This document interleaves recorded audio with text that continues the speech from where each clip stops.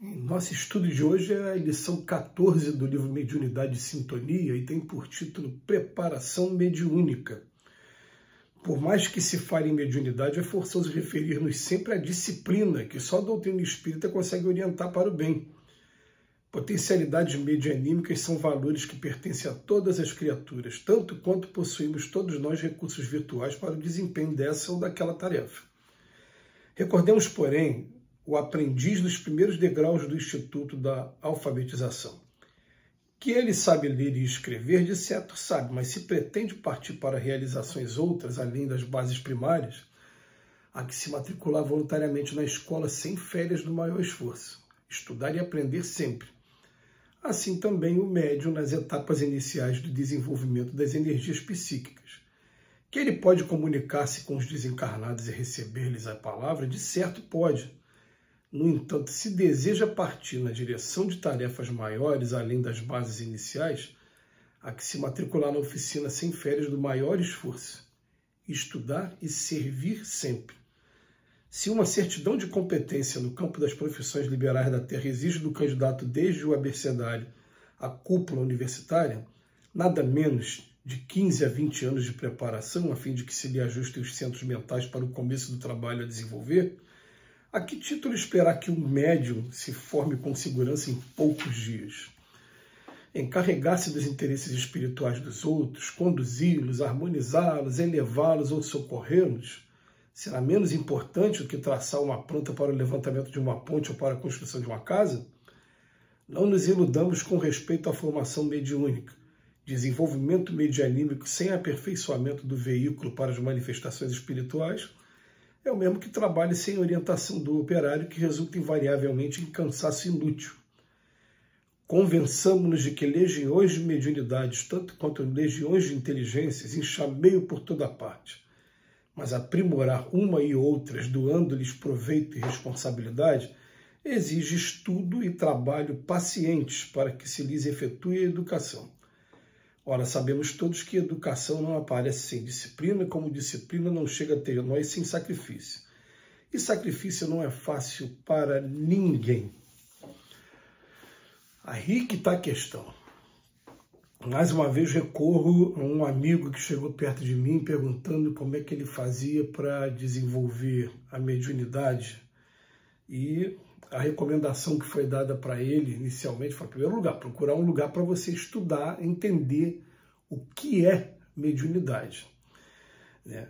Em segundo lugar, a maneira que você vai ter de desenvolver mediunidade é estudar e trabalhar, estudar e servir. Aí você fica pensando assim, servir. Servir, você pode servir em qualquer lugar, inclusive o melhor lugar para você servir, em primeiro lugar, na sua família, em segundo lugar, na sua profissão. E tem algumas profissões que até facilitam, mas desse meu amigo, por exemplo, ele é professor de educação física. Eu falei, a partir do momento que você começa realmente a se interessar pelos seus alunos, a partir do momento em que você não está simplesmente preocupado com quanto vai receber e o dia do pagamento, não. A gente precisa de dinheiro na Terra, a gente precisa. Mas enquanto eu estou no meu trabalho, a partir de agora eu estou preocupado com o sentimento das pessoas, eu estou preocupado com como as pessoas estão reagindo e o quanto eu posso ser útil para aquelas pessoas. Eu, por exemplo, eu trabalho na justiça e eu tenho um prato cheio, porque o tempo todo eu pego pessoas que estão passando por momentos de desequilíbrio. A pessoa não queria estar ali na justiça, ela queria ter resolvido o problema, infelizmente, ou teve que entrar com uma ação contra alguém, ou alguém entrou com uma ação contra ela. E naquele momento, eu tenho um prato cheio para mim, para toda vez que eu me levantar da minha cadeira para atender alguém, eu penso, eu vou fazer aquela minha oração íntima, como é que eu faço para fazer um pouquinho mais, para poder estar servindo aqui de instrumento.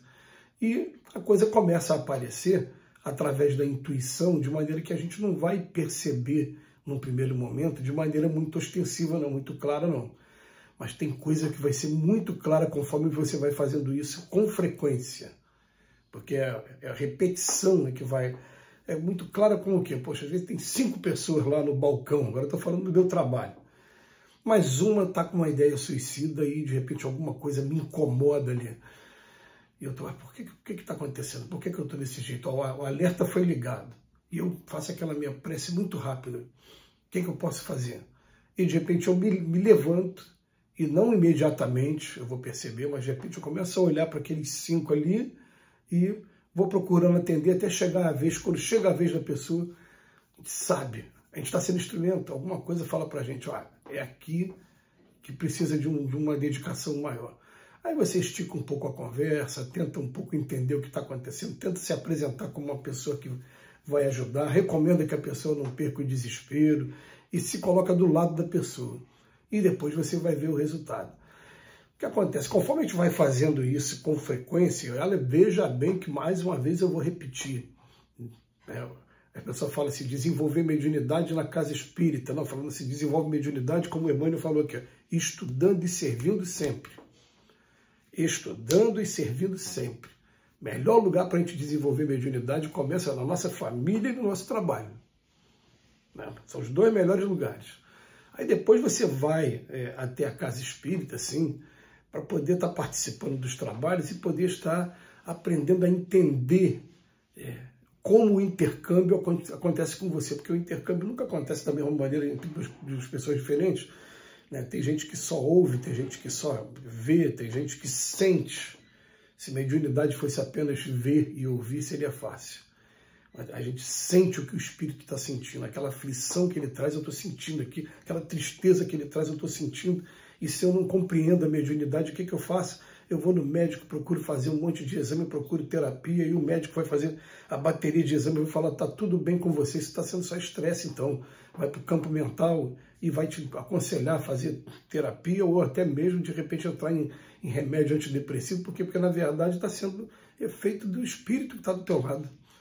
Está sendo a mediunidade que não está sendo estudada, não está sendo desenvolvida da melhor maneira. Aí você, pelo seu livre-arbítrio, você pode optar assim, não, eu não quero participar disso, não quero fazer isso, tá, mas você tem essa capacidade. Você vai escolher de que tipo de espírito você vai estar sendo médium. A gente tratou isso em outras lições aqui desse livro mesmo, recentemente. Mas nessa de hoje, eu descobri, então vamos lá, agora é um trabalho perseverante. A comparação que o Emmanuel fez é espetacular. Em que para eu chegar no mercado do trabalho, pelo menos aqui a nível de Brasil, eu preciso de 9 anos de ensino fundamental, preciso de 3 de ensino médio, 12 anos. Depois preciso de 4 a 5 anos, dependendo do curso de ensino universitário. Já passou para 17, 16 ou 17. E dependendo da área, precisa até fazer residência depois. A pessoa leva 20 anos para se preparar para iniciar o trabalho médico. Aí tem gente que acha que a mediunidade você vai desenvolver de uma hora para outra. Você não vai desenvolver mesmo de uma hora para outra. Você vai começar a estudar, experimentar, começar a experimentar. Eu, por exemplo, eu percebo sim que quando eu estou participando de qualquer coisa direcionada à divulgação da doutrina espírita, a mente fervilha e as ideias chegam. Por quê? Porque nesse momento eu estou sendo instrumento. E dependendo do assunto que eu estiver falando e da assimilação fluídica com o espírito vem para o meu lado e ele está jogando a ideia e eu estou falando aqui. Eu estou aproveitando que ele está me jogando e estou misturando com a minha bagagem cultural também, intelectual também, e falando. Então, por isso que fala assim, estudar. E a gente falou isso em lições agora anteriores. Estudar tudo, não ficar estudando apenas doutrina espírita, porque quando a gente estuda só a doutrina espírita, o que acontece? Parece que a gente descamba um pouco para o campo do fanatismo. Não, eu tenho que estudar o mundo, eu estou aqui para servir o mundo, para estudar tudo que chega ali e saber selecionar. Tudo é lícito, mas nem tudo convém. Tem coisa que depois a gente lamenta até de ter lido, mas valeu a experiência. Tá bom, pelo menos ficou com aquela informação. A gente nunca joga fora a leitura nunca se joga fora. Mas o médium tem que estudar o tempo todo. E pelo menos, a gente vai mais uma vez com a recomendação do Divaldo Pereira Franco. 30 minutos de doutrina espírita por dia já seria o suficiente. Legal, para quem está de cabeça no trabalho mesmo. Você vai desenvolvendo, e nunca perdendo a sintonia com esses postulados. Mas para desenvolver de verdade, estudar e servir. Estudar e servir. Como eu posso ser instrumento para minorar a dor, para ajudar as pessoas? A resposta vai chegando, as oportunidades vão aparecendo, vai ter uma hora que a gente vai aprender. Essa é a única maneira de a gente desenvolver mediunidade. Que Jesus nos abençoe hoje e sempre.